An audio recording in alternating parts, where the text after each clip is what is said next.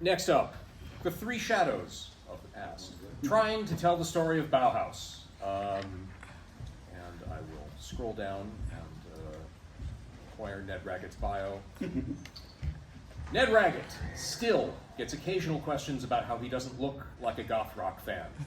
Aside from podcasting about Tolkien, working in academic libraries, and pondering the faiths in general, he notes that past and present writing of his can be found at The Quietus, Shuffle, Bandcamp, Pitchfork, AllMusic, Plan B, OC Weekly, The Guardian, and probably a few places that have slipped his mind. Are you? Yeah, I'm good. All right, the bats have left the bell tower, the victims have been bled. Ned Raggett. My first piece for The Wire just landed this week. That was pretty nice. So I was thinking about doing my, thank you. I was thinking about doing my Peter Murphy imitation. Oh, classic gentleman, but I'll spare you. I will say, however, that this presentation is dedicated to three friends of mine who are no longer here, and I really wish they could have seen this. And I miss them all the time. So to Neil Kilcarney, to my friend Dee, the biggest, best goth fan I knew, and especially Eric J. Lawrence, wish you were all here. Okay. In the just-released film Lisa Frankenstein, set in 1989, there's a scene where our heroine Lisa talks about how she listens to the college station for the music she likes the most. It's very likely that's how she might have first heard about the band, whose poster is notably featured in a variety of shots, including this one, as you can partially see in the upper right-hand corner. Bauhaus indirectly had a mainstream U.S. moment that year, thanks to its descendant Love and Rockets going top 3 with So Alive, and subculturally, its legacy has grown over time well beyond its UK origins. A quartet from the city of Northampton, consisting of, left to right, bassist vocalist David J., his brother, drummer Kevin Haskins, singer Peter Murphy, and guitarist vocalist Daniel Ash, Bauhaus seemed to forever exist in a state of flux. The four have pursued their respective muses separately, together, collaboratively, in united efforts, and in utter internecine warfare for nearly 50 years now. Their fame rests on the intense 5-year stretch of their initial existence, from late 1978 through to their first breakup in 1983, during which they recorded 4 of their 5 studio albums, a slew of singles, a live album, and a number of radio sessions, all of which and more have been steadily re-released one way or another. Now, going fully into their history is not the focus of this presentation, tempted as I am. Instead, let's start with a framing that explains why their poster wasn't Lisa Frankenstein to begin with, because they are universally seen to be one of the absolute avatars of a sound and style that they had absolutely no idea in the slightest that they were helping to found, goth. A history of goth, though, is not what this presentation is about either, though we are in many ways in a golden age for exactly that kind of work. While there have been numerous studies, books, articles, and more focusing on goth across decades now, last year alone saw, through some kind of accident of history, or just the right timing, no less than 3 major and interesting overviews of the field. Season of the Witch by writer Kathy Unsworth, Goth, A History by Cure veteran Lowell Tolhurst, and The Art of Darkness, The History of Goth by musician-journalist John Robb. Even as the internet itself has become an increasingly fraught place to actually find properly accurate information, these books have the advantage of both particular perspectives to bring to bear, as well as the desire to try and tell the stories of what happened in the UK when that style first started to gel. Ooh, sorry about that. Yeah. Sorry, it's getting a little flaky on me here, so there we go. Still, the internet has, maybe more so in earlier days than now, provided a useful home for the curious regardless, as you can see in the screenshot. However much of those pages may be sludge now, the fact that at least 59 million references to goth music exist, including a lead-off Wikipedia entry, list of best of songs, and of course, 4 entries in, a Reddit question asking what the hell goth music is anyway.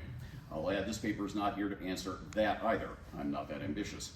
Though I will emphasize here that Bauhaus, 1, again, didn't think they were founding anything called goth rock at all, and 2, as is incredibly obvious from even a cursory listen to their most famous song still, Bela Lugosi's Dead, and from many of their other songs besides, they were as gripped by deep dub productions, full throttle funk, and numerous other examples of specifically black musical creativity in general, as much as any other influence.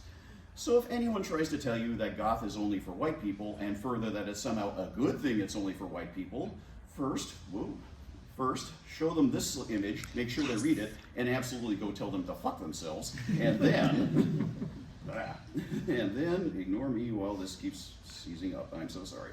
And then, throw a copy of Leela Taylor's book at them and tell them to read it, for crying out loud. I'm not here to call bigots, and neither should you. So now that we've got that out of the way, what is this paper about? As mentioned, we've got books about goth music and all, but what about Bauhaus specifically? What's out there? What did they contain? The closest thing there was to a formal history of the band, as well as their separate work, was Ian Shirley's now very out-of-print book, Dark Entries. Shirley interviewed all 4 members as well as others involved with the group, and it's a perfectly engaging and informative read, though the original edition only went up to 1994, while a revised version appeared in 1998.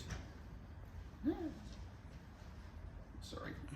Oh boy. Something I really wanted to give on this time, and I really am sorry about that. So, yeesh, there we go. Another book that's gone through a couple of editions is David J's autobiography, Who Killed Mr. Moonwhite, which is absolutely very crucial for his perspective on the group's unstable existence, as well as his many other interests and pursuits, most obviously Love and Rockets, but other things besides.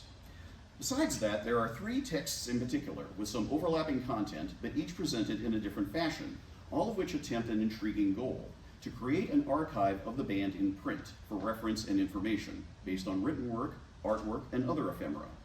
This is not meant to judge or rank them, or to claim one of them definitive. All of them, to one degree or another, are works by fans for fans. None of them are scholarly as we would define them. What are the stories these books in particular are trying to tell?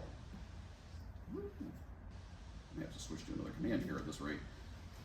Perhaps the fanciest, for lack of a better term, of the 3 is the newest, Bauhaus Undead, originally published in 2017 via the edition you see here, and since then in an expanded edition in 2021. As the title page gives away, this does have an official imprimatur for a basic reason. Oh boy. For a basic reason. It is the work of member Kevin Haskins, essentially their in-house archivist and biggest fan. The person who hopefully in any and every band holds on to just about anything and everything they can. A way to demonstrate that they were indeed there, and they did that. This is precisely what the book then proceeds to demonstrate, following 3 pages of introductory material from various other musicians and figures about the impact of the group. And sure, you might as well start off with Peter Hook, Moby, and Eric A. from Jane's Addiction, among others. There's seriously no way I can give a true overview of Bauhaus Undead's contents in the space of this presentation, but it really does feel like a scrapbook with various essays and commentaries from Haskins scattered throughout. Not everything is fully annotated, but quite a lot of it is, which makes it valuable for a serious researcher as well. What becomes immediately apparent, though, is that it is not organized chronologically at all. Instead, it's an engaging ramble, shifting from year to year and decade to decade, as is seen fit. The exact contents range from a wide variety of flyers, formal photographs and concert shots, video stills, responses to fan letters, concert contracts, staging setups, informal band snaps, and much more. Haskins's thoughts are delivered with wry humor, but also a sense of documentation, recalling everything from performing with acts like the Birthday Party and the Pretenders, to an altercation with a Dutch fan after a particular jacket of his, to the Coachella reunion appearance that began with Peter Murphy suspended in the air upside down to deliver a version of Bella, to the time on the set of the film The Hunger when David Bowie lit Haskins's cigarette. Personally, if I had to pick just one of the many show flyers reproduced, especially think of my co-panelist Annie here, it would be this one, from an early 80s stop in Washington, D.C. where they had REM as an opening act and the ticket cost was $5. Please, someone invent that time machine, I swear to God. I also enjoy this reproduction of a drawing by Haskins from the first time the band visited Manhattan, in which he says that, quote, "It would appear I found it all too overwhelming," unquote. The book as a whole is impressive, indeed crucial, in terms of documenting the sense of a band at work. The artifice and musical creation is supported by the workaday and the random moments. Like this shot of Peter Murphy, Daniel Ash, and manager Graham Bentley, quote, attempting to recreate England's famous 1966 World Cup victory, end quote, on an Italian tour. And frankly, this is a lot easier to understand than, say, Vampire Baseball, yet it all showcases that this is a view of the band strictly from the inside, personal memories and anecdotes and the like.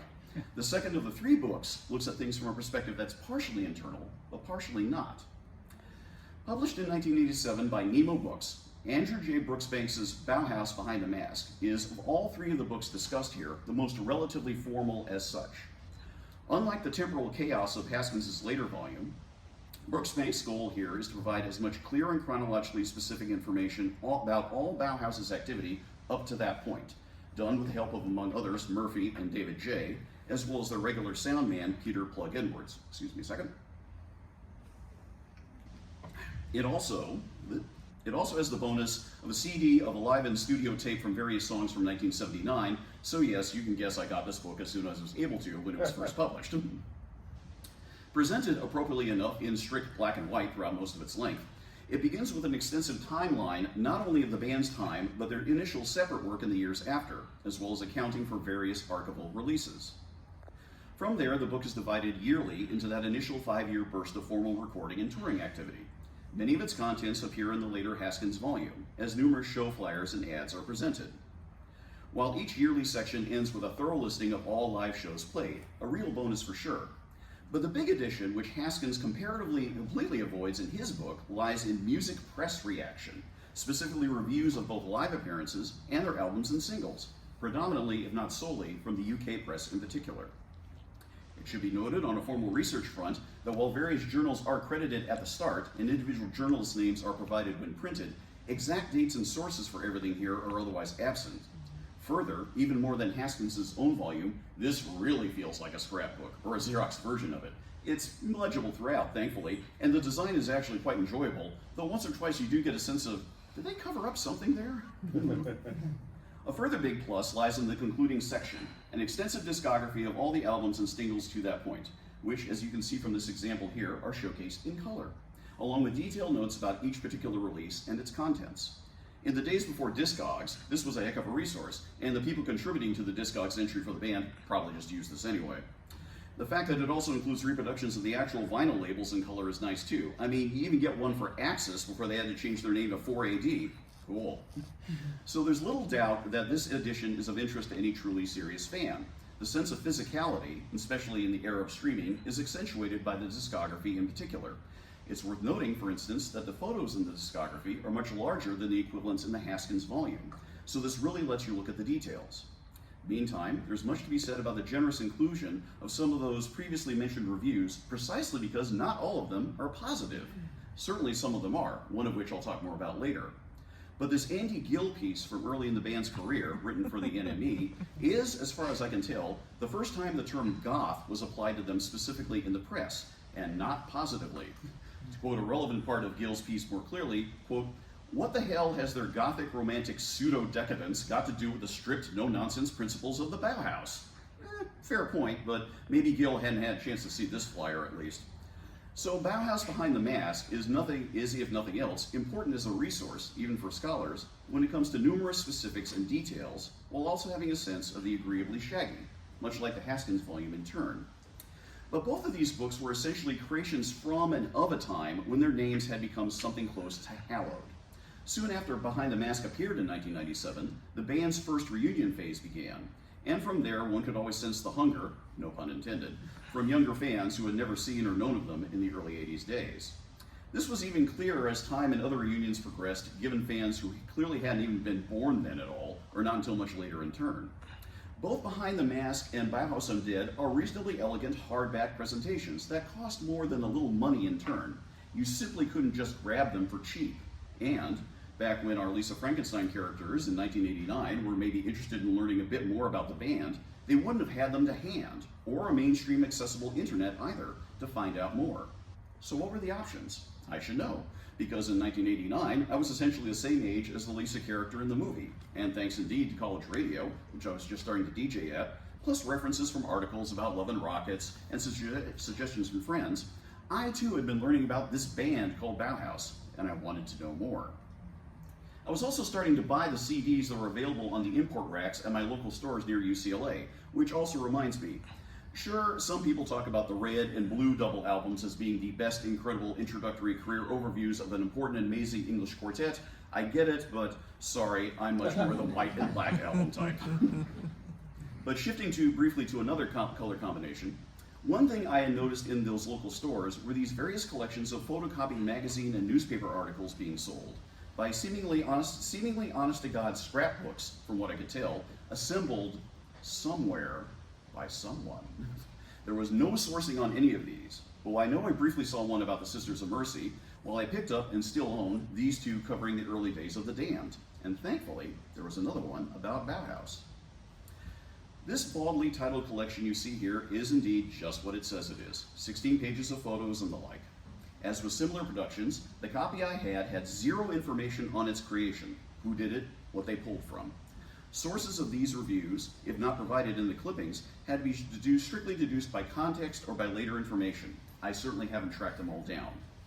Further, in terms of literal physical content alone, per the 64 pages description, this is dwarfed by both Brooksbanks's archive and even more by Haskins's, making this a comparatively quick redaction of clippings about the group during that early 80s run. There's no chronology, although it is organized chronologically. There's no history, there's no annotations, though at least there's a just post-breakup article providing a reasonable discographic overview. Everything else in here is what it is. But what's in here? As you might guess, a fair amount was repeated in the later volumes, various flyers and ads, plus a number of formal record and live reviews. One of the most notable examples I'll show here was because it was the first time I ever realized that there was a connection between the band and Alan Moore. Yes, that Alan Moore, comic writer, fellow Northampton native, and longtime friend of David J. in particular, with Moore's enthusiastic review of their third album, The Sky's Gone Out. But other reviews only appeared in this collection. Again, Brooksbanks very much included negative takes on the band in his book, but maybe he didn't want to give a further airing to this Julie Burchill trashing of their then final album, studio album, Burning from the Inside in 1983. Without getting into it too much, a lot of the traits that have made Burchill consistently one of the most nauseatingly cruel writers over the decades on many subjects well beyond music criticism are very much there in full. And given a variety of circumstances, they're not even worth quoting to make fun of. I'm being serious. But that said, I'll give the piece this much. There is a great joke at the beginning, at the very start of the review, saying how someone should create a book called The Illustrated History of the Cheekbone, and how it should feature Murphy, referencing his then recent appearances in the noted Maxell ad campaign. The reason why, according to Burchill, was he was, quote, the anorexic Cinderella of the cassette commercial set. The piece goes on from there. Much more edifying and entertaining is what else this collection includes that's not available otherwise in either of the two volumes. First, there's a couple of actual think pieces in general, in which where Bauhaus factor in, with my favorite being this Chris Bone 2-page NME effort from 1982. This was especially helpful for me in 1989, as the great Bowie reissue program from Rykodisc was about to kick off, leading me to really learn about all the 70s work for the first time. Bone's piece, including, but by no means limited to Bauhaus, with a hook being their Ziggy Stardust cover version, nicely summed up just how much of the legacy of Ziggy in particular had impacted so many young groups and singers in the early 80s. It's entertainingly snarky, and clearly coming from a place where Bone doesn't so much wish that people don't follow Bowie's example at all, but that they take a cue from the man and try different things instead of staying in just one form only. It's a great example of providing context, if music press specific context, for how a band like Bauhaus lands and is considered among peers and forebears in the moment, rather than just treating it in isolation. But the real prize is what's utterly missing in either of the other two volumes: interviews. Haskins tells his own story and that of the band's in his various notes, certainly, but it's his voice solely. Brooksbanks avoids reproducing any interviews at all. This short volume, in comparison, has a real slew of them, and the amount of quotes and thoughts that all four band members offer up here and there make this an absolute treat. Again, many of them have no listed sources, but this one here is it's part of a full 5-page interview, perhaps a fanzine one, with them early on, which among other things has a delightful photo of Haskins tearing up that Andy Gill Gothic as a Brick review I quoted earlier, so they probably already hated the goth tag. There's also this remarkable 1981 NME interview talking about a fascinating curio, which resulted when a member of the original Bauhaus school in Germany, the painter René Hauket, who eventually emigrated to the UK and settled in Cornwall, learned about the band from a young John Peel listening neighbor, wrote the band, and in collaboration with David J, released a single, Nothing, backed with the song Armor.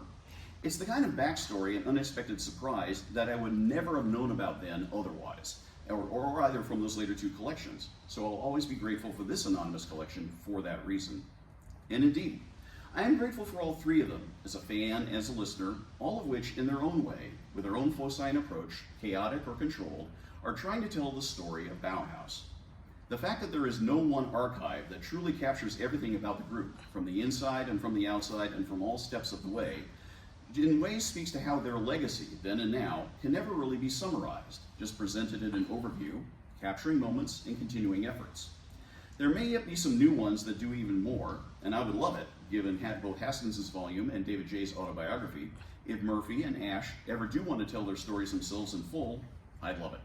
But until then, collections like these ensure that the legacy of Bauhaus remains, inevitably enough, undead, undead, undead. Thank you.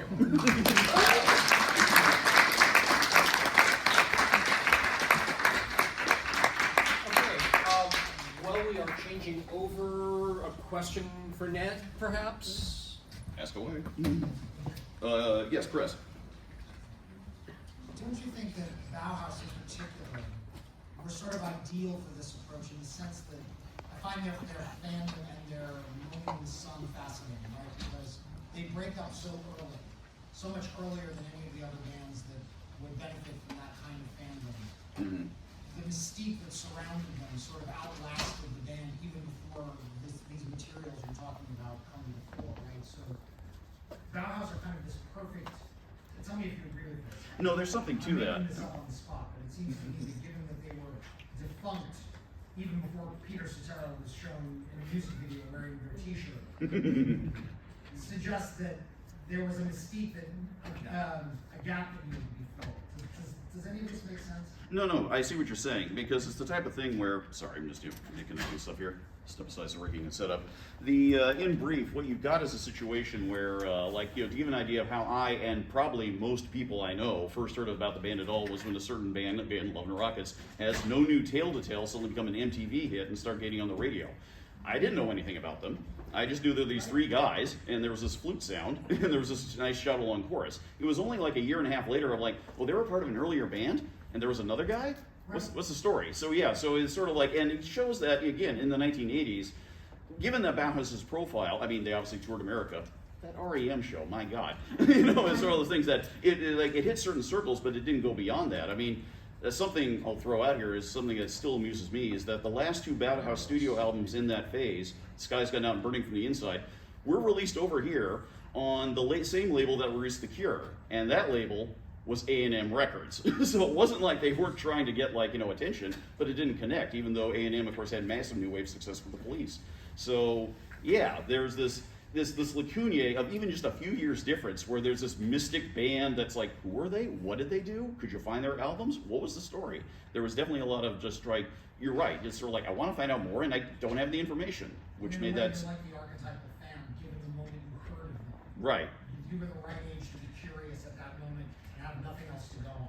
Exactly, yeah, and that made that scrapbook so important. But anyway, I will turn it over.